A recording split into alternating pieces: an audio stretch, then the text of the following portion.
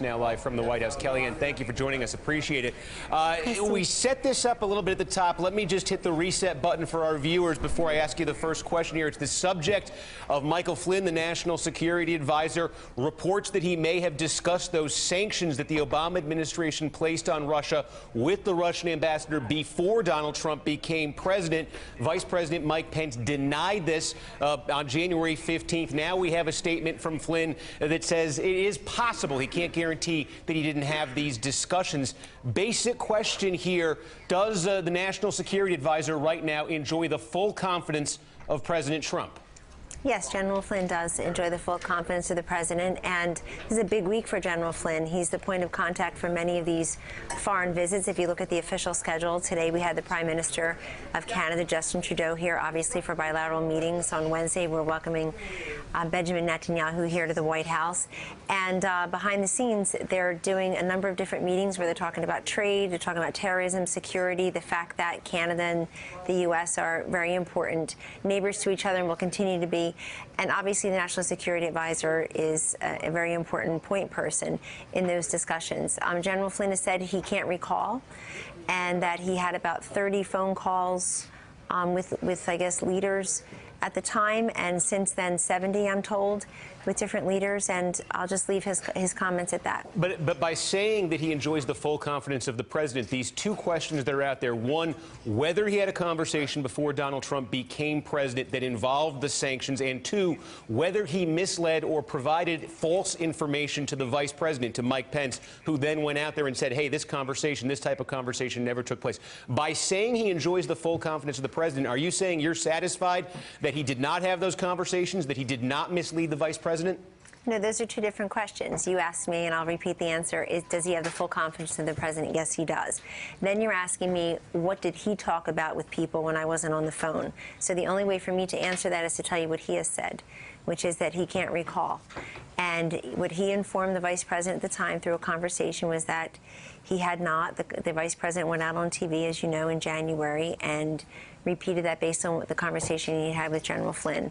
I do find it curious that, with General Flynn as our National Security Advisor and with the full confidence of the president right now, Steve, that we're not talking about all the things that got done over the weekend and today. We have the Prime Minister of Canada here. We had the Prime Minister of Japan over the weekend for a very extended visit here in Washington, D.C. at the White House and down at the Winter White House in Palm Beach. We have phone calls between the president and the leader, the president of the United States and the presidents of South Africa, of Tunisia, of Colombia, of Peru, of Nigeria. It's a lot of significant things happening with our Commander-in-Chief and our President of the United States and leaders around the globe, and obviously General Flynn is a part of all of those. But when you say you're repeating what he has said, and what he has said, the latest statement, and we can put this up on the screen, this is the revised statement from Michael Flynn. This came out on Friday. He said that he doesn't recall, as you're saying, doesn't recall discussing sanctions with the Russian ambassador, but, quote, couldn't be 100% certain that he didn't. Are you saying that is good enough for President Trump to consider the matter settled? Because, again, you had the vice president go out there and say on national television in no uncertain terms that the two of those, the ambassador and Flynn, had not discussed the sanctions. I think General Flynn's statement speaks for itself. Has he discussed this with the president? I can't reveal what he has discussed with the president.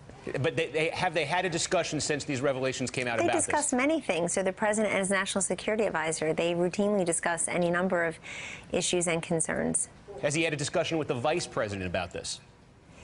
They talked twice on Friday. It's been reported. It's been made public once in person. I happened to be around that, and then once by phone later in the day. And is the vice president satisfied? Does he believe this was an innocent mistake on his part?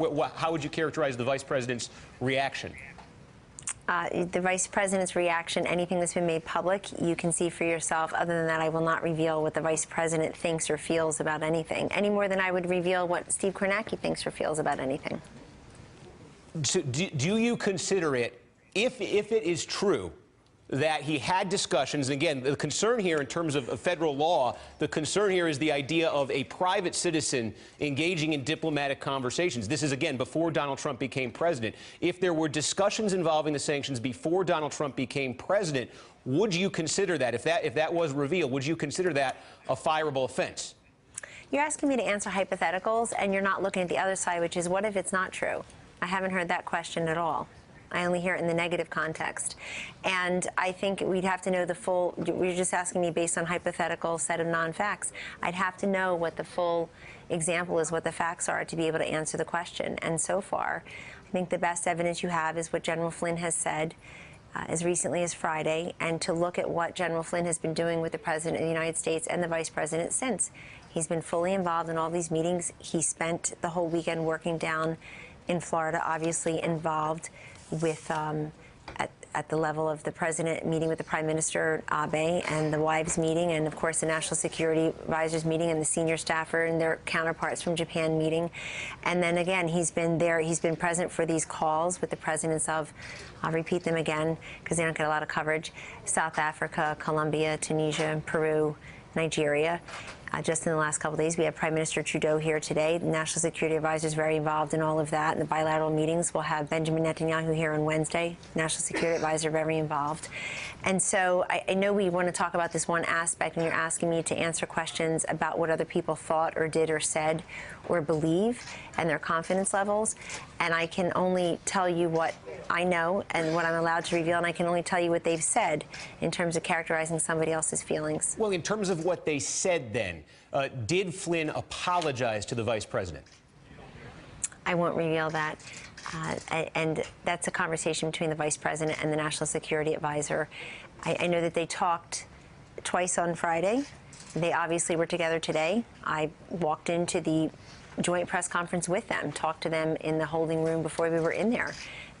But not about this, about any number of other issues that are facing this country and that they've been working on very diligently throughout the weekend through today. The reason this has been reported, the reason this information is out there, is that apparently the intelligence community intercepted these phone calls between Flynn and the Russian ambassador, and the reporting suggests there are transcripts that are available.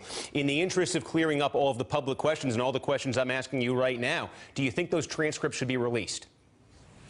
I'm not sure that there are transcripts. I think you just used the word reportedly and allegedly. If the transcripts exist, do you think they should be released? It depends. It depends what's on. It depends if they're a matter of national security interest. I mean, there's this idea that somehow everything the president, the vice president, national security advisor know, whomever they are, in whatever administration, should somehow be what the rest of us know. And that's just not true, and it shouldn't be true. They should always have information that we don't. But in the case of these transcripts, again, would have to know what the context was, would have to know what's in them, what they're relevant to. I mean, we're putting conundrums on top of hypotheticals, on top of conjecture here.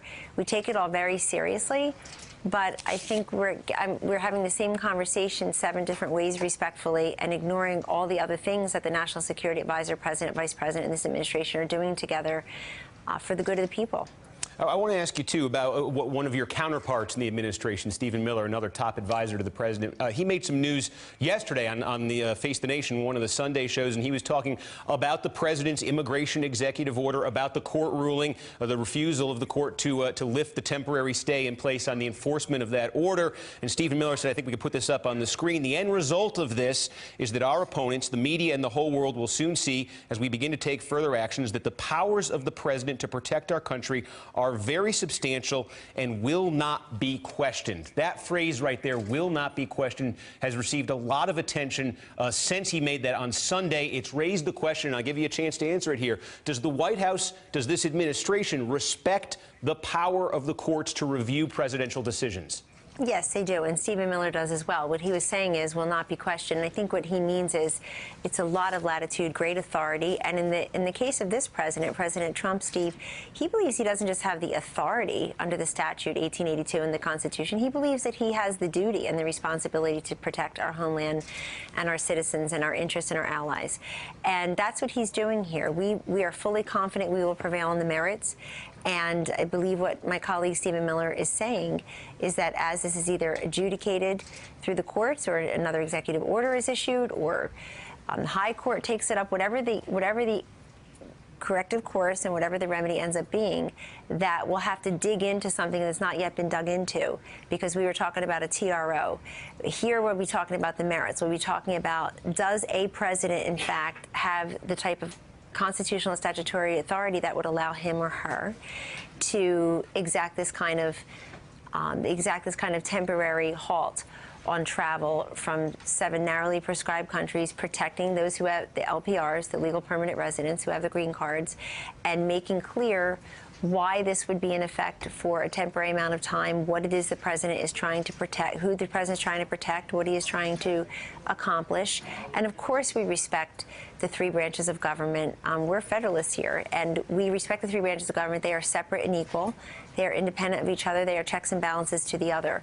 So far, a lot of the coverage has been on the court and what the court has done. And there hasn't really been as much coverage as to, in my view, as to what the Constitution and the statute provides the executive in this case. In terms of the enforcement of the order, the potential for a new executive order being issued, you just mentioned that as well. You also mentioned the idea of protecting green card holders, permanent residents who maybe were away when the issue was put down, protecting their ability to get back in the country. That was not part of the original order. Was that a mistake, not providing explicit protection for green card holders?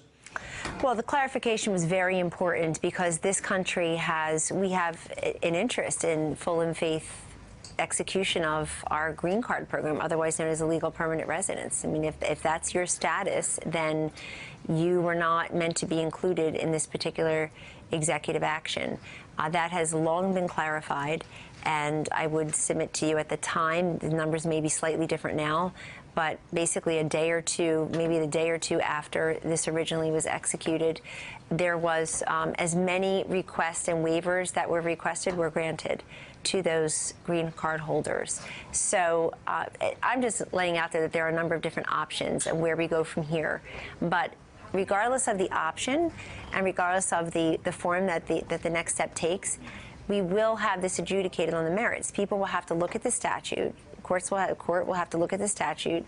Court will have to look at the president's constitutional authority and see just how broad it is in the interest of protecting the homeland. What the president is allowed to do under the Constitution and the statute is take necessary action as he or she deems fit to try to protect the homeland. This has always been the president's point from the very beginning, that he's going to keep it safe. This was a centerpiece of his campaign. He beat a former Secretary of State, United States Senator from New York, who was a senator on 9/11 from New York. He beat a former First Lady by having a much more clear and compelling and, you know, frankly, muscular policy on these issues that continue to vex and concern many Americans. It's very clear.